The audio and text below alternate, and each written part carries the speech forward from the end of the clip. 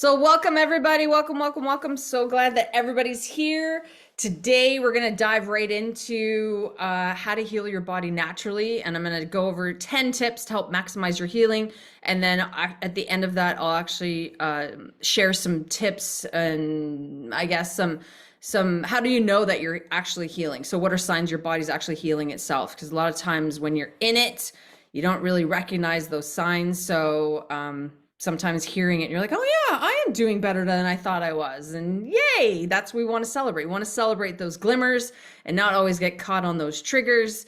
So yeah, so today we're really going to dive into how to heal our body naturally because in my opinion, my own journey, if you don't know much about it, I've was sick a lot in my 20s, basically couldn't walk and was like riddled with autoimmune conditions and whatnot, had chronic fatigue very young.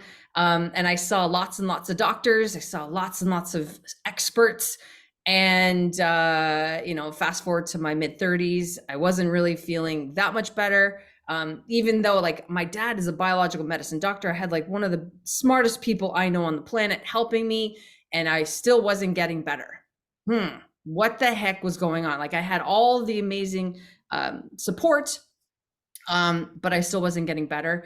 And it's because I wasn't taking ownership of my own healing. And today that's what it's really all about. I want to offer some tips to help you tune into, taking your power back. I say that a lot when we're talking about healing trauma and whatnot, but today I really want to dive into like, what can you do for yourself to support your own healing and not necessarily like use your doctor more as a check-in and not let your doctor tell you, this is what's going on with your body. Like you are your own, you know your body best. And so what are ways that you can support your own healing and get you in the driver's seat and taking your own power back and not relying on other people to tell you how you should live your life and how you should feel. And yeah, you show up to the doctor and then you're like, doctor, how am I supposed to feel? And they're like, well, this is what your blood pressure tells me. So all that fun stuff. So we want to take our power back. And that's what today I want to do. So what are some 10 tips that we can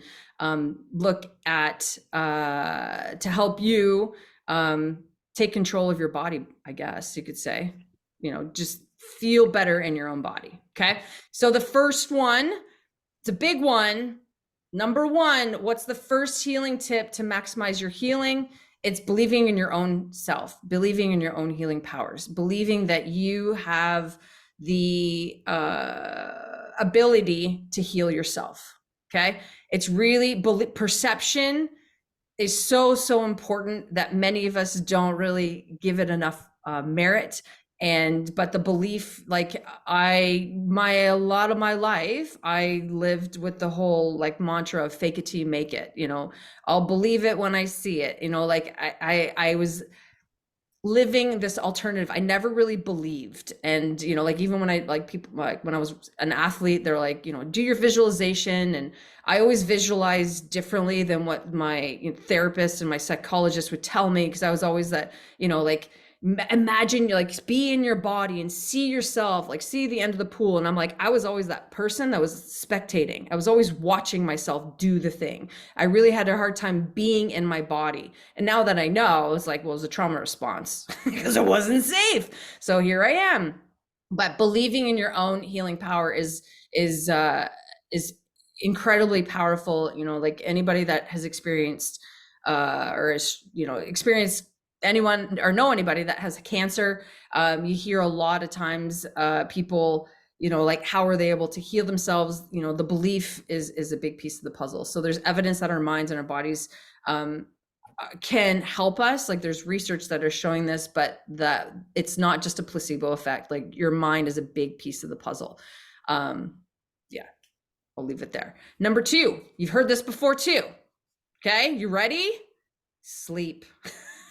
You got to sleep enough, right? And so this is the thing, especially if you're somebody that has experienced trauma, like when you are, dysregulated or when you go through an event or when you're triggered, sometimes when you come out of it, you're really, really, really tired, right? It's different than that. Or when you're like currently in this overwhelmed stage, you're always tired and you're like, I can't sleep enough. Or sometimes you're like, you're sleeping, but you still wake up tired, right? There's a difference. So the key is with the sleeping enough, what I look at, it's more of the, yeah, tired but wired. Exactly. So this is really, really common in the trauma world, especially if you've been living in a, if you've been living in a survival protection state. So how do we help people? Like when somebody comes to me like, Julie, I have insomnia or I really struggle with sleep. We have to take a step back and look at the bigger picture. Like what is actually contributing to me not being able to sleep? Well, what is it? I don't feel safe in my body. So we have to find ways to establish safety in your body to get, because the thing is, can you rest when you're stressed? No, right? When you sleep, you have to be in a rest and digest state. So if you're somebody that does not experience rest and digest on a regular basis, so if you're somebody that like you can't calm down or go slow, or you don't feel safe,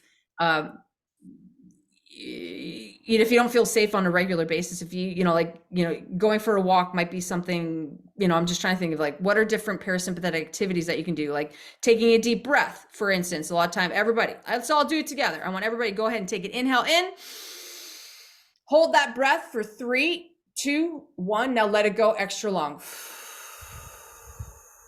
Super long, super long, super long. That extra long exhale, that elicits a parasympathetic response, right? There are lots of different ways to engage the parasympathetic system. But what happens is that when your nervous system is in a constant fight or flight, or in a freeze state, or in a fawn state, or in a flood state, depending on where you're coming from, if you're constantly in that state, you're not going to be able to sleep. You're not. Because we only sleep when we're in a parasympathetic rest and digest state, right? So when I say sleep enough, what I mean is, are you living like in a 24-hour day? How much of that percentage of your day is actually spent in a parasympathetic state, right?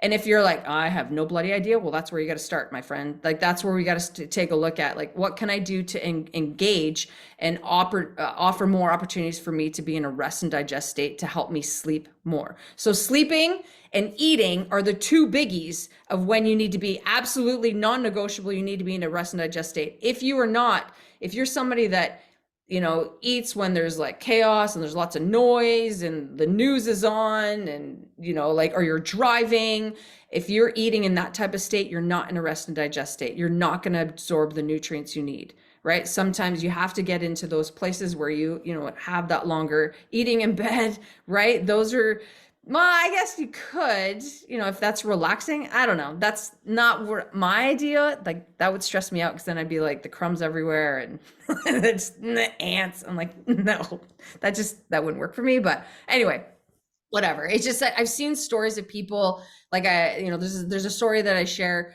of somebody that I was following on social media, and he's like, I'm going to eat a salad 3 times a day for 30 days. I'm going to lose weight.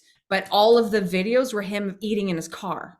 And I'm like, that's not going to work in a setting because he's in a stress state. So when you're in a stress state, you're not absorbing the nutrients you need, right? So unless it's a chocolate cookie, what? I'm like, you just said my magic word. Yeah. I'm like, you got me totally. Unless it's chocolate cookie, you can eat that anywhere. And that just puts me in a parasympathetic state. So yeah. I love chocolate chip cookies. Absolutely. Alma, you know me. You see me. Yep. Fantastic. Anyway, so when I talk about sleep, are you not sleeping enough? It's, are you in enough, are you spending enough of your day in a parasympathetic state is really what I'm talking about with that one. Okay. Number 3 is, are you eating a whole plant-based diet? So this is a big one. So a lot of times, diet, I mean, I don't want to dive into the whole diet world and nutrition and whatnot, but essentially eating whole foods, the whole, whatever one you're going to choose, all of you have your own, combination of foods that you need that already, but it's really honestly, if you look at if you look at all of your meals in a day, is it plant-based? And is it offering your body the opportunity to heal? Because, you know, when we chew our foods, like does anybody remember how many times should you chew your foods for every time you take a bite? How many times? Yeah, Leah, good job. 31. Yes. And it's funny because my kids caught me the other day. They're like, Mom, you didn't chew 31 times. That was 27. I'm like, oh, you got me. Like, we're counting. And this is the thing. So when we take the time to do these type of things, it matters, and it's going to help, right? Because when you choose something 31 times, it's like that longer exhale. You're giving your digestive enzymes the opportunity to do the magic that they need to. But when you put when you give your body the right nutrients, you've heard this before, but it's just another reminder that, hey, get the plant-based foods in, right? Not necessarily protein, not necessarily the fat, but get the plant-based stuff. And we want those nutrient-dense food. I can't do a healing talk without talking about eating plant-based, right? At the end of the day. Okay, number 4 is water. You got to drink a lot of water. So we've heard this before. You've heard this probably a bazillion times. But you know, we are made of water. And when I talk about movement, when I talk about the brain, when I talk about just how people exist, many times, if you're somebody that has digestive problems, if you have headaches is a big one. If you have joint pain is a big one. Many times, like 99 times out of 10, it's because you're dehydrated. And so coming from somebody that I used to, like, I was an athlete, I drank tons of water and I was really hydrated. The problem is that the water was on the outside of my cells. So I was technically dehydrated. The quality of water that I was actually drinking was not getting into my cell, which basically means I had a mineral deficiency. So when I talk about water, the quality of water matters. So if you're drinking water from the tap, I'm going to highly suggest you please stop doing that, because you may have heard this as well. It's kind of like a new meme or whatever. When you don't filter your water, you become the filter. And if you're already dealing with trauma and you're already dealing with all of these different things like you have 11 organ systems. If you already have, you know, something going on your endocrine system, you already got something going on your cardiovascular system, you know, you got high blood pressure and your digestive system's a little bit off. Well, when we're not going to get the nutrients because we got too many systems offline. So we want to support our systems, our 11 organ systems. Absolutely, Joanne, fantastic. Celtic salt is a wonderful way to add the minerals. If you can, you know, go get a mineral panel from a doctor to find out, like I just got my blood test done just to see where I'm at with different things to figure out, you know, do I need more magnesium? So again, I'm just going to throw it out there. Magnesium is a big one. If you're somebody that lives in a sympathetic fight or flight state, you know, like like I just talked about with the sleep, if you're spending more, so ideal for, you know, parasympathetic, sympathetic in a 24-hour day, we should be 60-40. 60% of your day should be in a sympathetic state. 40% should be in a parasympathetic state. Most of us live closer to 80-90 sympathetic and 10-20 parasympathetic. Okay. So that's what we need to start addressing. So that's going to help us with our sleep first and foremost. But also when we're talking about like drinking, well, where was I going with this? With the drinking water and the hydration piece is magnesium. That's where I was going. Magnesium, when you are constantly stressed, your magnesium gets depleted right away. So you're going to need more magnesium because magnesium is responsible for like 300 different things. It's like amazing, like the liver. So essentially you're going to need to up your magnesium. If you're somebody that has cramps or you struggle with sleeping, there's a different type of magnesium you might need. Magnolivers is the one that my dad recommends. That's it's a particular product that is fantastic because there's some vitamin D and there's some other things that are mixed in there. But that's something that you can mix in with your water as well to help you get help you absorb the water better is basically what I want to say. Okay. So choose your water wisely. You know, there are different types of water. Like I am a self-proclaimed water snob. I really am.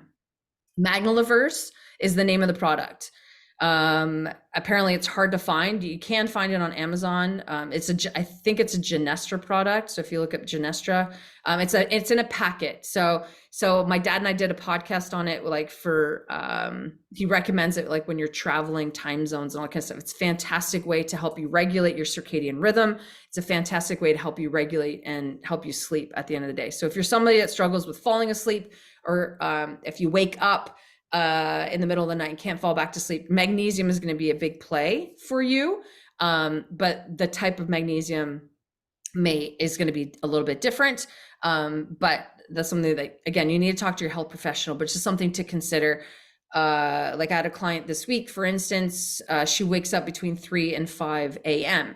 That is the lung. That is the lung is healing at that time. The emotions that are linked with that is grief and sorrow. And so she's like, yep, that's me. That's stuff that I'm dealing with currently, and have been and whatnot. So the way I work is on a Chinese body clock, I actually look at the opposite. So instead of just like it's like pain 101. If you've ever worked with a personal trainer that understands the body a little bit, like if the pain is coming in my right shoulder, if I feel pain in my right shoulder, guarantee it's not coming from your right shoulder. It's coming from somewhere else. Okay. It's probably coming from your left hip, to be honest, or your left knee. So it's usually opposite body and that type of thing. So same thing when we wake up at between 3 and 5 a.m., I look at the opposite side, and the opposite side is the bladder. The bladder, oftentimes why the bladder doesn't function properly on an energetic level is because it's dehydrated. So we need to get good water in you. Okay. If you don't filter your water, you become the filter. So that's just making it harder for your body to process. I'm really hammering this because everybody needs to drink water. Everybody got that? Yes. And you're going to make sure that you filter it well. Which filter do you choose? That's really up to you. Like it doesn't matter. But as long as you use some type of filter, please do that. And then, like you can become a water snob like me. Cause like now I'm very picky with the taste. Cause I was at the restaurant. She's like, do you want tap water? I'm like, I looked at her and yeah. I'm like, I don't want to be rude, but I'm like, no, thank you. I'm like, no, what do you got? What do you got in the bottle, I guess? And anyway, all good. Okay. Number 5 is stress. Not eliminating stress. Stress is important, right? And so a lot of people are like, I need to get rid of all my stress in my life and I will be all the better. No, we need stress. This is part of, this is how we live, right? Stress is important. But what's important for number 5 is to help you understand, like, if you are here today and you're not aware of what your stress bucket is, and what is going in your stress bucket, I need you to start there. I need you to start evaluating what are the stressors that are filling my tub, my bucket. So, and I want you to start rating on a scale of 1 to 10. It's really simple. So if you're going to you can work on go relationships, or you can break it down. Like if you're like, my family stresses me out, right, Leah? Just joking. But just imagine my kids really stress me out. I have 3 kids, but they stress me out to different levels, right? And so the thing is, I can rate each of my children a little bit differently on that scale. My husband stresses me out on a different level, like my parents, or, whatever. You can just focus on the family unit if you wanted to. If you want to focus on work or the people at work or your boss or whatever, I want you to really take some time to evaluate what are the stressors in your life. Okay. From there, then we can talk about, okay, what are ways that I can start minimizing the stressors in my life so that I can now live more in a parasympathetic state, right? What are ways that can offer, what are the doors that I can walk through? It's to tell someone to eat a plant-based meal when they're eating is on the run all the time, and to go grocery shopping, that's a lot. That's really stressful. So to start there may not be the most feasible, but asking them to buy a filter, go get a Brita if you have to, and start drinking your water from there, or, get a Berkey or whatever. It's going to be up to you. You got to choose the door that you're going to walk through. Sometimes you're like, I live with these people and I can't change that. There's going to be some situations I have children. They are my children. I can't get rid of them, right? So I need to learn ways. There are other doors that I can work on to help me build the resilience I need to help me manage my stressors. So if you're stressed, even the best nutritious meal will not be absorbed. Yes, Amra, that is correct. That is 100% correct. Thank you for saying that. Sue, can you spell that? Is that the Magnolivers? Yes. M-A, hold on. I might have to write it down. Magnolivers. I think that's it. I typed it in. Magneleuvers. It's in a blue and white pack. You'll see a box. It comes in a box of 30. They're little packets. Yeah. I don't know. Has anybody tried to get any lately? Like I had clients trying to get some and they're all sold out recently for whatever reason in the US. I don't know why. Canada might be a little bit easier, but yeah. Julie, Yeah. on the web page, is it Sea Royal? So Royal, It's yeah. available. It's available. Yeah, Soroil is the one that's where I get it from. So, Okay. but to order directly from Soroil, you have to be a naturopath. So you need Gotcha. to count with them, so you can't direct. So that's why you can get, I think, Genestra. Is it a Genestra? It might be a Genestra product. I don't know who actually makes. I think it's Genestra. But Anda. Una makes it. Oh, Yeah. it's from Belgium. That's why. Yeah. Yay! I wonder if Full Script has it. Maybe. Okay, I'll check Yeah, it out. check it out. Definitely, it's the one my dad recommends. Like Okay. I mean, I've been taking that stuff since my 20s just to help regulate my stress. So it's something I've been taking a long time. I take an ebb and flows, but like when I'm really stressed or I know like, with work or whatever, if I'm really in a really stressful time, like I know I'm going to meet with family for an entire week at, the holidays. We just had Thanksgiving. Mine's not that stressful, but coming out of that, going into it and coming out, Magnolivers would definitely help you with managing your stress on a nutrient level, for example. But yeah, so with the whole stress piece, I think it's important for you. You need to start evaluating and taking a look at what's going in my bucket and what can I do to manage my perception of my stress. So it goes back to the belief, and your perception is a big piece of the puzzle here. Okay. Any questions with that?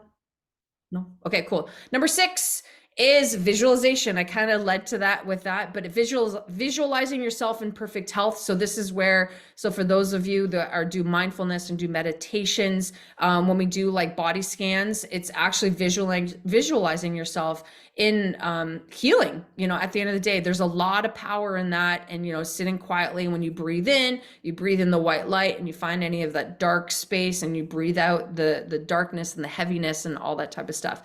It's very, very powerful. So like I said before, when I was in my trauma experience and my trauma response, when I was doing this, when I was visualizing, I was actually watching myself do it. I wasn't actually in my body. So that can be an experience for you.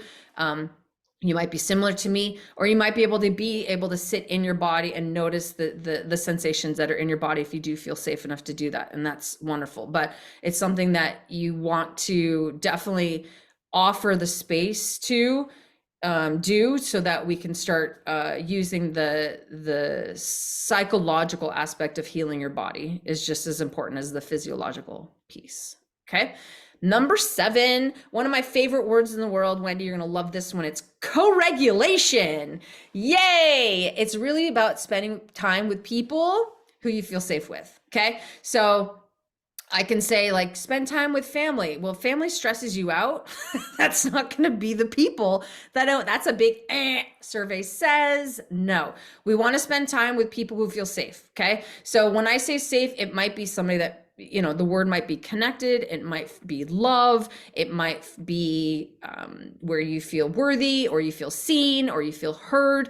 It depends on whatever language that you're going to use when I say this, but co-regulation is, if you're going to heal yourself, to me, is the tip of I guess it's the tip of the iceberg, or the base of the iceberg, because that's really gonna make up a big part of the iceberg for you to heal, is finding your people, finding your tribe, finding the people that you can share and heal and grow and be yourself, and allow the sensations and allow the feelings and allow the emotions to exist.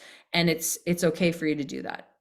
I cannot emphasize or iterate how important it is to have your people. So like I've talked about in previous talks, like I'm a lone wolf. I'm not anymore. So that's where I'm a recovering people pleaser.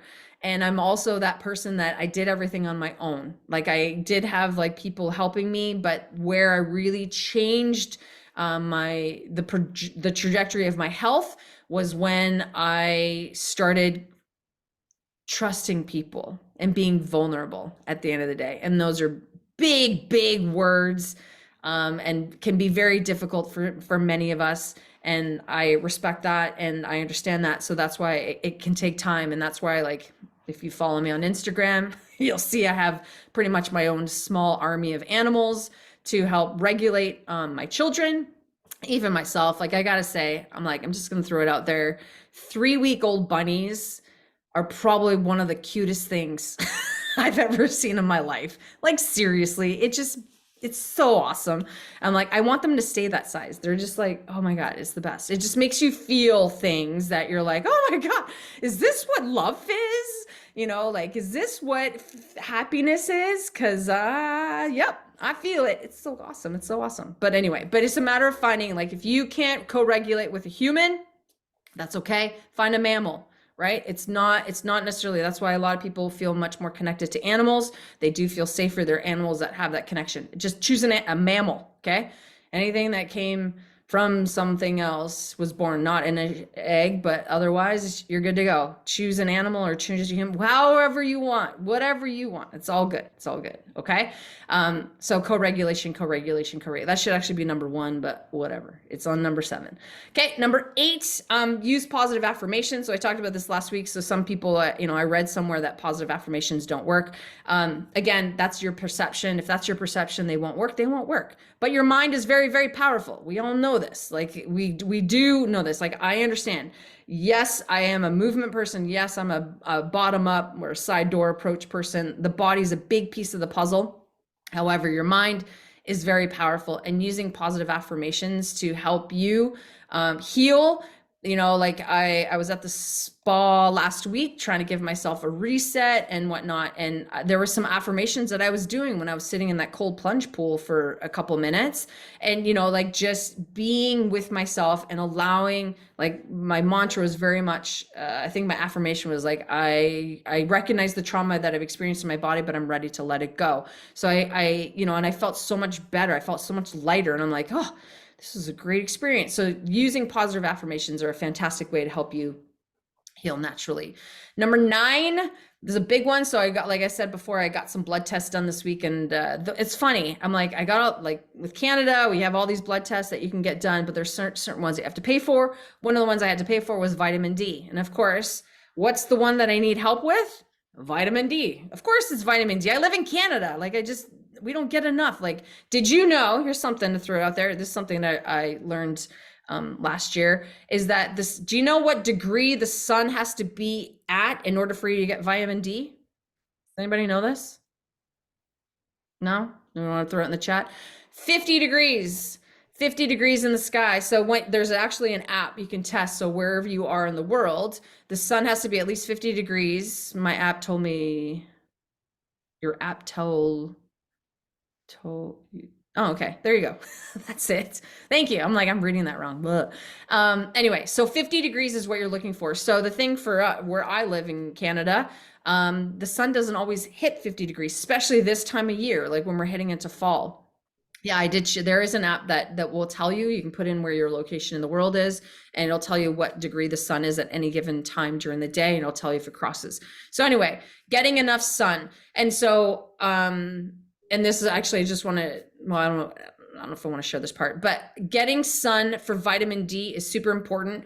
But sun in your eyeballs, my friends, it's imperative.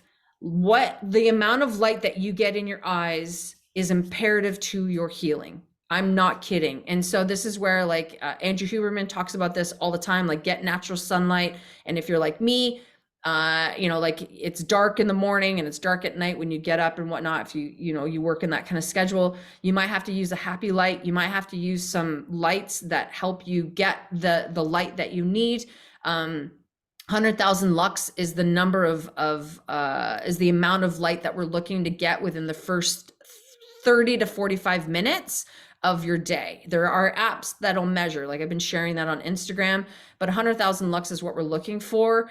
And sometimes you, like in Canada, you'd be hard pressed to get, like, you got to be out there all bloody day because it's not a lot. So sometimes you're gonna have to use those artificial lights to, you know what I mean by a happy light, right? So it's like it looks like it's a, you can buy them on Amazon, but it's basically, it's like can sit on your counter, and it kind of looks like a frame, and you turn it on and you sit in front of it for about 15 minutes, or depending on how strong it is, and that'll get you the 100,000 lux that you're looking for. Okay. Also know that like light, when we talk about like photomodulation, like red light therapy, super powerful. All the colors of the rainbow have a healing power for yourself. Red light therapy is popular right now because of the, the collagen, and the cosmetology world is like all about, oh, it takes away my wrinkles and all that kind of stuff, because red light produces collagen, so it, makes things nice and perky and all that kind of stuff. But all the colors actually are very, very healing. But when we talk about getting sun, it's really about getting enough into your eyeballs. So I don't know well, I will share this. So a friend of mine shared with me, I guess, I don't know, a reel or whatever, something on social media she shared, and maybe some of you can debunk this. I don't know if it's true or not, but it was a study done on people who have had skin cancer, and people who have had skin cancer on the left side of their face. Most people have it on the left side because they sit in their cars a lot and they wear sunglasses. And so sunglasses, what happens is that when we block the sun from our eyes, it actually, there's like a chemical that isn't produced in our skin. So then it makes us more susceptible to burn our skin and to not protect us from the sun as much. So that's why it's recommended that you don't wear sunglasses very often, because you need the light in your eyes to signal in your brain, hey, we need to produce, I don't know what it is. Is it melatonin? Maybe. I don't know. I don't know exactly, but it's just something that I don't think we, or me, I don't know about you, understand how important light is for our healing. And I think it hasn't been really talked about, I think, enough mainstream. So today I just want to put it on your radar. How much light are you actually getting in your eyes? If you're struggling with sleep, that might be something too, is that you're getting too much blue light near the end of your day. So there are different things that you can do to help you, manage that. So if you're somebody that, like, all my light bulbs in my bedrooms and all my kids' bedrooms are red. So we don't use bright lights at night. We use red to help us signal to the brain, we're calming down. And then we use bright ones on the main floor when we're awake and when I'm downstairs in the basement and whatnot. So there are different ways that you can help, get more sunlight or more light into your eyes. But I just want to put it on your radar. Very, very, very important to get light in your eyeballs. And then the last one, number 10, 10th way that you can help your body heal naturally is breathing. So your brain, what does your brain want? What's the number one thing your brain wants? Everybody knows this. Alma's like, I got this one. I know this. Yes, I know this one. Yes, fantastic. It is oxygen. Brain, number one thing the brain wants is oxygen. And so without it, what happens? What happens when you're in a stress state? What happens to our breathing? What happens to our oxygen? Anybody know? It goes down. You breathe too fast, you breathe too shallow, and then, or you hear a lot of people with anxiety, they can't get a deep breath, or people who are depressed, or you hold your breath. That's the depression part. So people who are depressed tend to hold their breath, or when you're scared, you tend to hold your breath, or you and you hold and you breathe through your mouth. And so there are all these different things that are going to impact, right? So your breathing matters.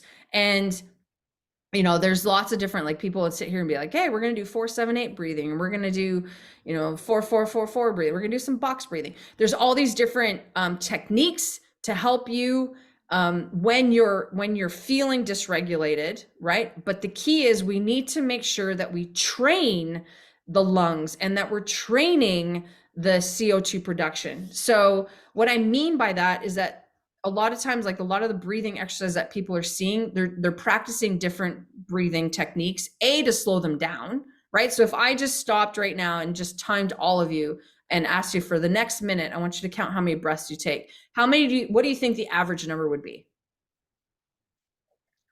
That's right, 18, 16 to 18, right? So 100 years ago, what was the average breath of people 100 years ago? or before? Anybody know? You obviously are not listening to my podcast, people. You need to start listening to my podcasts. Let's go. All the information's there. This is all information from my dad, by the way. This is not making me making this stuff up, right? It is 5 to 6 breaths 100 years ago. Good. Yeah, it was a good guess, Wendy. All good. All good. You're going for it. I know. 5 to 6. So what happened in 100 years? Why are we breathing faster? Why are we breathing more shallower? Is that word? Yeah, more shallow, right?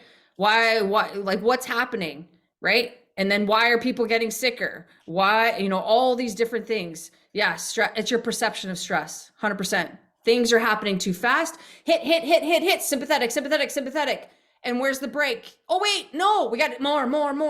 Wait, no, I'm going to go to a weekend retreat. I'm going to do a silent retreat because I realize that sound is really powerful and I need quiet, right? I need quiet. So we go to the weekend and then we get all nice and zen. Then we go back home and it's like, chaos. It's like a marching band in your house. Like, oh my God, I got to do this. And then your nervous system's like, and I can't calm down anymore, right? This is life, especially as a mom with kids. You're just like this, that, and the other. And we don't know how to stop and slow down and take a breath. So let's do that right now. I'm going to give you all the opportunity. Yeah? Okay. But what I want to do is I want to train it. So a lot of times I'm just like, okay, go ahead and breathe in and then breathe out. And that's fantastic. Don't get me wrong. Doing like everybody knows, maybe not everybody, but most people know the psychological sigh, like that Andrew Huberman talks about, or the sniff sigh is a fantastic way for you to shift whatever state you're in, right? So you're like, I'm feeling, right? That's great. But also what I'm talking about when we're talking about breathing, I need to train your lungs. I need to expand your lungs because I see so many people are like, Julie, I can't get a deep breath. I can't, like, it's stuck right here, right? So that's where it's like, how do I do that, right? So I assess people's breathing all the time and all that kind of stuff. The way we do that is by practicing breath holds, okay? So this is why 4-4-4 breathing is a good one in a way for many people, because we want to practice holding after an inhale and holding after an exhale, right? So what we're going to do, this is a little bit different. I'm going to train all of you. So this might dysregulate some of you, just be known. But what we're doing is we're going to train your breath a little bit to see where you're at, okay? So what I want you to do is you're going to inhale, and then I want you to move around your body as you're holding your breath. Okay, wait, don't do it yet. Don't do it yet. No, hold, wait, time out. What I want you to do is I want you to move around and see how long you can move around while holding your breath after the inhale, okay? I want you to kind of like count yourself, 1, 2, as you move around. So if you want to get up and walk, if you want to like march, if you just want to like shake, whatever, I don't care. I want you to move around while holding your breath and then see how long you can do it for. Okay, you ready? Everybody good? All right, everybody get up. Hold your breath.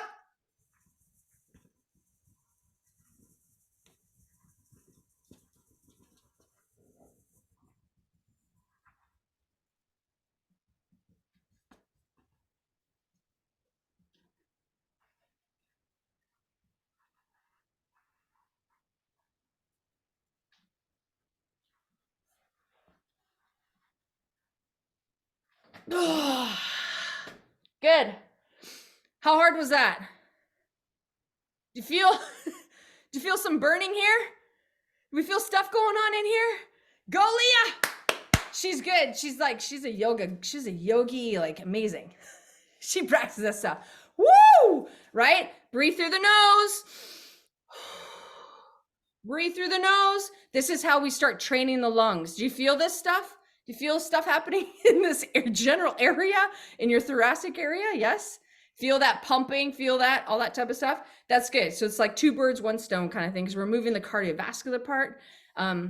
Felt it in your head too, absolutely. And this is where people will get lightheaded, you might get dizzy. And what we're doing is we're creating a CO2, O2 imbalance. So that's a sign that you've been over breathing. So when you get that dizziness, and that's okay, it's information, right? People are staring, what is this lady doing? It's like grabbing the steering wheel and screaming at the top of your lungs. And you're like, hi, just me sharing my whatever emotions are going on right now in my life. Fantastic. So yeah, so that's the idea is we want to, if you do have that imbalance, if you did experience, a little bit of like, whoo, what just happened? Also feel my food jump. Yeah, that would do it. Yeah. It's probably not the best thing to do after you just ate, but thank you for trying. Absolutely. So this is how we start training a little bit, right? So what I do this particularly is when I go for walks is I'll inhale, hold, and I'll go for a walk and walk, from one light pole to the other. And so we start building up the tissues from the inside. Okay.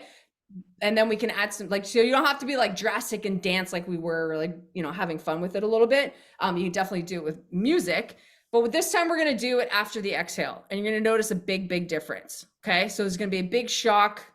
You'll notice it probably won't be as long.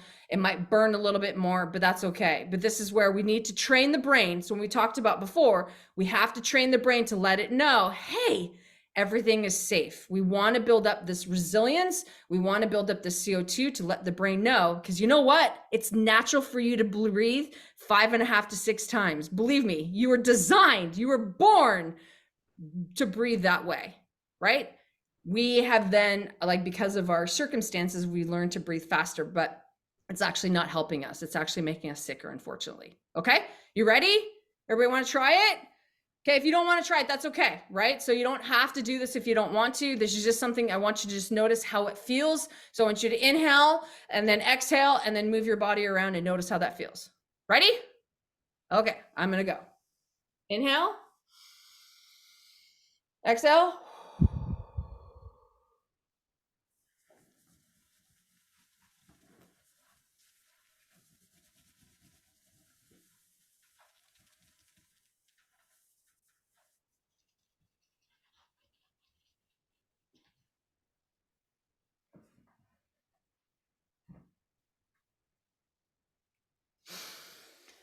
Whew.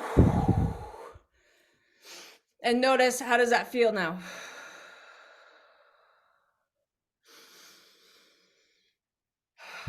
Is it hard to catch your breath? What's happening with your breath? What did you notice? Anything? Was there a difference? You're like, there is no difference. I felt good, right? And that's could be totally possible too, right? So the idea is there is a difference between the holding your breath after an inhale and holding your breath after exhale. So same thing. Exhale is much, and usually it is, because a lot of times you're like, oh my God, I have no more oxygen. But what we want to do is train our brain to understand that, hey, I'm still okay. We have 8 minutes. Okay, who has taken CPR recently? Anybody? No? You don't have to take, I have to take it every year. So it's like, who's taking CPR recently? So what's the biggest thing that they focus on in CPR? Is it the, or is it the pumping, or is it the breathing? The pumping, yes. No, the pumping. So it's more important to get the circulation because you already have the oxygen in your system. We have 8 minutes, my friends, 8 minutes of oxygen in our bodies already. So all we're trying to do is circulate it, right? So what you're doing, what we just did, is that we're teaching your body how to circulate the oxygen that we already have in our bodies. Cool, right? So instead of just sitting here with, and maybe you do, and maybe you are that person like, I need to practice more parasympathetic. You're like, I don't get enough. I'm that 90-10 person. I'm like 90% sympathetic, 10% parasympathetic. You know what? Then sitting down and just focusing on longer exhales may be what you need to do right now, and that's totally okay. Right? You may need to give yourself that opportunity if you're going to focus on something, getting you breathing longer exhales. That's great. We'll work on training you a little bit later, right? Because if you're always in a stress state, you're not going to be able to get the benefits. Like if you're somebody like, I've been going to the gym forever, Julie, and I'm not losing weight, or I'm not getting the results I want. It's because your body's too stressed, my friend. It's all in the name of safety. Okay. So if you're not getting the results you want, you're going too fast. Okay. Something to consider and to look. You're like, I can't go any slower. Yeah, there's some pillars that we need to take a look at. There are definitely, like, it could be the mental chaos. It could be the physical chaos. It could be the emotional chaos, or it could be the spiritual chaos. Like, are you living your purpose? It's a big piece of the puzzle. Okay. So essentially what we're trying to do here is just improve the circulation. And that's why breathing is an important one. So if you haven't taken a breathing course, if you're not sure how to get a deeper breath, there's lots of different stuff, lots of different courses out there that are amazing that can help you. Can you walk us through a quick diaphragmatic breath? Yes, I have enough time. Yeah. So which one? The biggest one with diaphragmatic breathing is most of us have very sticky diaphragms. So when I talk about diaphragmatic breathing, we have to unstick the diaphragm first. Is that what you mean, Wendy? Or are you just talking about when I breathe, I want to breathe 360? So this is where there's a couple different expansion from the inside. Yeah. So this is where like the sniff, hold. So this is something that I do with a lot of my personal clients is when we talk about trauma, it's important to know what your tension pattern is. Okay. So essentially, like I could be experiencing lots of different things in my life, but from the inside, my body's going to tell me something else. So if you all want to experience and try to figure out what is my, so if you just sit here right now, can any of you tell me where your tension pattern is right now? 360 from the midsection. Yeah. So can you tell me do you have a tension pattern? You're like, no, I feel pretty good. I don't feel anything pulling anywhere. I'm like, I feel pretty good. Yeah. Or can you tell me like, oh my God, my right shoulder and my left hip are really tight right now or whatever in your gut, you feel your tension in your gut. Okay. So now this is what we have it from. So this is my mind. This is my mind kind of doing a quick evaluation of my body, my shoulders and my back. Great. All over. Okay. So now what I want you to do is we're going to do a sniff. Hold on, don't do it yet. You're going to sniff in, and then I want you to sniff in again. You're going to hold that tension for 5, 4, 3, 2, 1, and then you're going to slowly let it out. In that 5, 4, 3, 2, 1, I want you to notice where are you holding the tension inside your body. Just notice. Just notice it. That's all don't do anything with it. Don't tell the story. Oh, that's because I did a workout yesterday and I went for a walk and blah, blah, blah. I don't care what your story is. All I want to know is where do you feel the tension in your body when you do this? Okie dokie. So we're going to start there first. Ready? Go ahead and sniff. And then again, hold. 5, 4, 3, 2, 1. Let it go. Just to make sure we got it, let's try that again. Go ahead and sniff in. Big sniff. Again, hold. 5, 4, 3, 2, 1. Let it go. Good job. Now, where did you notice your tension pattern? Is it the same that you felt on the outside or is it different on the inside? Same. Okay. Is it different for anybody else?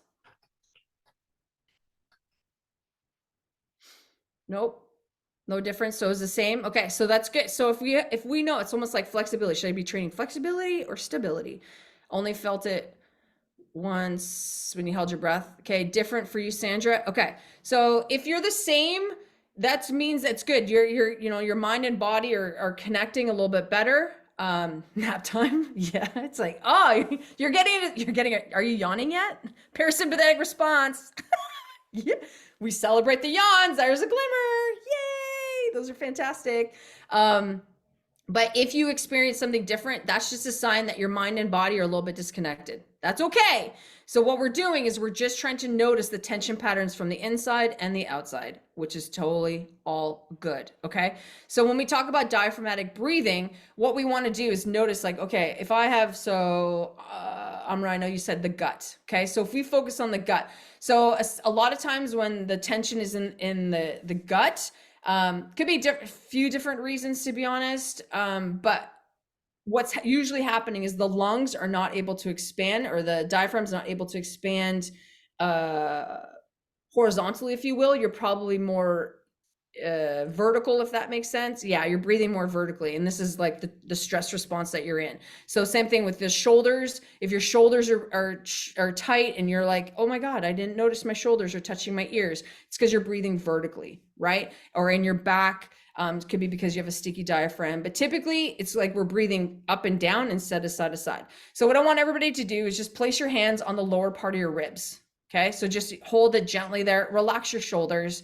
Try not to hold them up here because it's very easy to do. I mean, it just reminds me, I was like, This is how I used to look. I'm not kidding. In my 30s, this is exactly what this is what my neck looked like. I'm not kidding. You're like, I had people that would literally walk down and do this to me all the time. And then I'd do this again. And I'd be like, yink, yink. I'm not kidding. This was my life. Okay. So I'm like, it feels good to do that. Yeah. Okay. So what I want you to do is just hold the lower part of your rib cage. And what I want you to do is go ahead and take a deep breath in. And I want you to feel your hands, your thumbs and your index fingers. I want you to feel them expand out sideways as we do that. Okay. So go ahead and take a deep breath in, hold, and then let it go. And kind of squeeze your fingers as you exhale. Okay. Breathe in again. Expand. Relax your shoulders. Wendy, thank you. And exhale. Sandra, drop your shoulders. Thank you. One more time. We do 3 as a charm. 1 for yin, 1 for yang, and 1 for you. Bye, Leah. Good to see you. Okay. We do 3. Good job. So this, now just go ahead and take your hands away. Now try to take a deep breath in. Are you able to get to the same area? Are you able to do that? So what we're doing is that by putting your hands there, or putting a scarf, or putting a band, or putting a belt around that area, what you're doing is that you're somatically telling your brain, hey, I need you to activate down here. Because when we're stressed, it tends to what? Lock down. It doesn't want to move. It compresses. It goes into a freeze state. It goes into like lockdown. So what we want to do is like let the brain know, hey, it's okay. I'm safe. I need you to start moving from here. Okay. Does that make sense? So that's why, like, if you have kinesiology tape or rock tape, you could always, I usually put it right underneath my rib cage. So like my daughter, I was doing that for a little bit when her brain was when she was really struggling with her anxiety and really in that state, I put tape right underneath her diaphragm to tell her brain, hey, this is where I need you to connect with, right? Like whatever kind of sensory input you could do, like a belt, you could do, heating pads, you can do whatever it is that you need to do. Is just that we want to focus on getting your breathing into the pelvic floor, because most of us are breathing basically from the sternum up and not able to get it down. So, and the reason that is because your rib cage is super, super locked. It's like the tissues are just when you're in sympathetic fight or flight, this thoracic spine it just compresses, and that tension pattern, which is typically that fetal position. Like when you're scared, what do you do? When you're angry, what do you do? Right? Because I'm going to punch you. Right? We tend to go down. Like, so most emotions, like the heavier emotions, we tend to go into fetal position. What does that mean to the front of me? What happens to those tissues? They compress. So what we want to do is offer it and tell the brain, no, we can open that up a little bit. So open up. So another breathing I like to do is just hold the fingers on the chest here and then just pull apart and let my shoulders drop. Open that up. By the way, this is where we hold grief. So if you do this one a few times and stuff starts coming out of you, you're like, what are these tears, or some type of like emotion comes out, what we're doing is just we're connecting and opening that space to hold grief. So it's very welcome. Like all that kind of stuff is fantastic. Cool. Does that help, Wendy? Yes. But this is all to be said, like if your diaphragm is stuck, this is going to be even hard. So that's why we want to make sure we unstick the diaphragm. So I got other videos on YouTube on how to do all that work. Okay. All right. So those are the 10 things to help you heal your body naturally. So I'll go real quickly. What are signs that your body's healing itself? You're able to break your fever on your own. So this is a big one, is my dad talks about this a lot. It's really important when you experience a fever, for example, your body's really awesome. Let it fight on its own. Like if you're getting to the 103.9 or whatever, using cold water would be good, but using things like Advil or whatever, it's a whole beast in itself. Again, my dad talked about a podcast on the dangers of Advil, especially if you're under the age of 35. If you haven't heard about that research, it's amazing. We all run for Advil. Yeah, we do. And that's like, it was last year at Christmas, children's Tylenol was like not available, and people, I was like, I was at Walmart and just watching all these people. It was like literally like this chaos. And I'm like, oh my God, if these people knew what the damage that this does to their body, their kids, children's bodies, it's the research is there. It's just, they don't want you to know. And now that I've said this is going to be on YouTube, I'm probably going to get censored, to be honest. I'm like, great. They don't want you to know this stuff. But my dad talks about it in one of our podcasts about the dangers of Advil. But the thing is, fevers are a fantastic way. If you are somebody that experiences a lot of fevers and you get that, let yourself ride it out. Your body's, it's your body's natural way to heal itself. Reduction in symptoms. You notice that you have a gradual, your swelling is less, your sneezing's left, your inflammation is less, your fatigue, your gastrointestinal symptoms tend to be less. That's a sign that you're obviously healing. You're giving your digestive system an opportunity to break. Improved energy levels. That's a big one. Like a lot of people, when you're sick or when you're in pain, your energy is right. So you're going to notice slight shifts that your body's able to, get more energy to do things, especially in the morning, because that's where the lymphatic system tends to kick on, and we start moving our bodies a little bit more. You're like, yeah. So like, that's where a lot of people are mental clarity. You're like, I do so much better in the morning. My mind just tends to drop off in the afternoon. You're dehydrated. Just saying, there's a big sign. If you're that person that you crash at 3 p.m., you're dehydrated. Focus on your water, and that's going to help move your energy levels.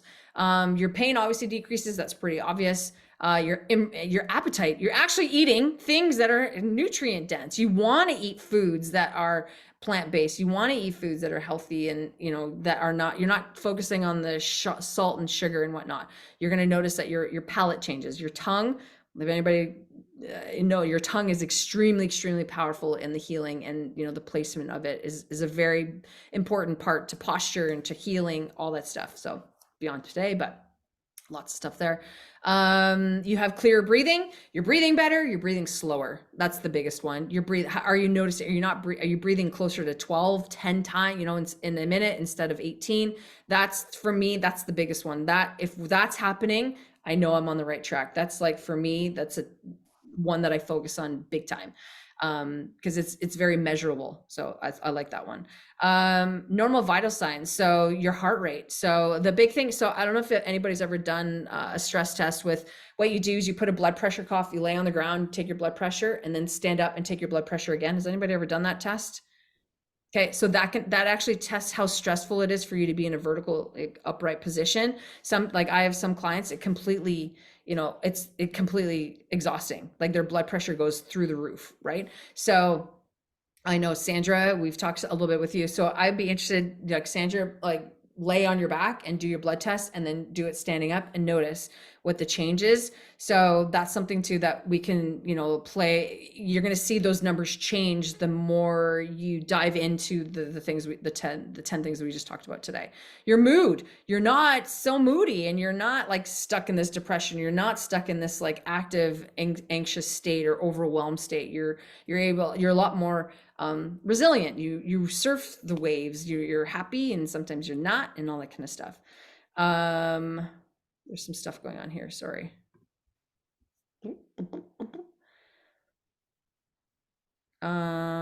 POTS. What is POTS? Yeah.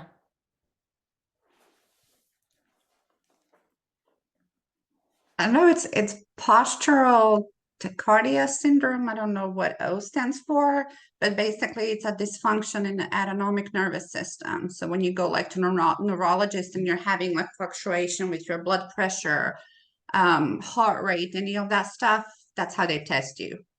That's what it's called. I did Yeah, not know. it's called POTS. Everybody Okay. calls it POTS. So And a that's lot the of test. parents So you lay down. Yeah. So you're it is. You're testing how your parasympathetic, sympathetic system. That's exactly what you're testing. Yeah. I didn't know that's what it's called, but Heather, Yeah, it's called POTS. Yeah. Learned something new today. Thank you. You're welcome. I don't know what it stands for, but we'll get there. Fantastic. I know the test. It's the same idea. It's kind of like the longevity test. The longevity test is the opposite, where you stand and then sit down and then get back up without touching your appendages on the ground. That's a different test, but that's definitely for longevity. But yeah.